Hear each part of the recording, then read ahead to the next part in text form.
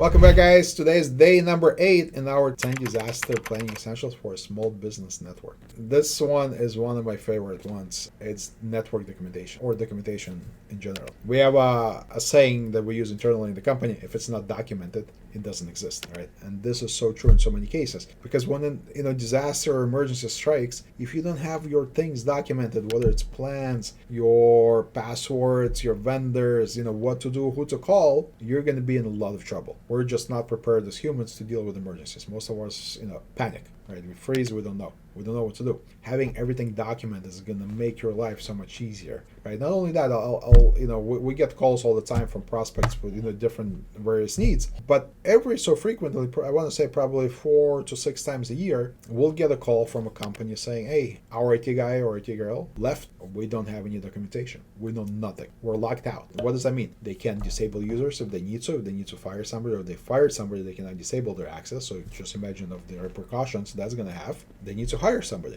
They can't set up their access. Billing. They can't update the billing. We've had issues like that where website hosting was on somebody's plan. It wasn't even like a business plan. It was God knows who.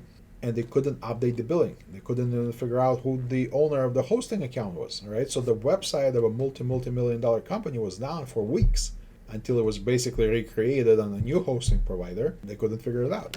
We have a checklist that I'll post a link in the comments below that goes through those things, the critical things you want to make sure you have documented. You as a business owner, business manager, you want to have, regardless whether IT has it or not, you want to make sure you have access to it, because if something happens to that IT person, company, you're going to be stuck and in a lot of trouble if something does happen, some kind of emergency disaster situation. You want to make sure you have access to that documentation. And we see a lot of times, when we bring new clients, the internal IT person leaves and there's nothing documented. So it takes us much longer to get that client on board, and more importantly, start assisting that client and the client's staff because of that missing documentation, and it's costing them a lot more too. So if you are the CEO, business owner, manager watching this video, please, priority number 1, get together with your IT company, your IT guy, gal, sit down with them, download the checklist below and the links, go through them, make sure you have access to it. A lot of times they'll put it some kind of in an electronic version. You want to make sure you also have a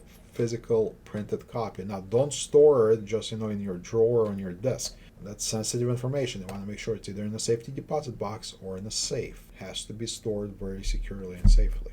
I'm Igor Pinchevsky, CEO of ITfirm.com. Thank you for watching. We'll see you in the next video. And again, if you need help with this, please reach out to us. Our contact information is below, and do download the checklist and go through it with your current IT company or IT person. Make sure you don't get locked out. Thank you so much for watching.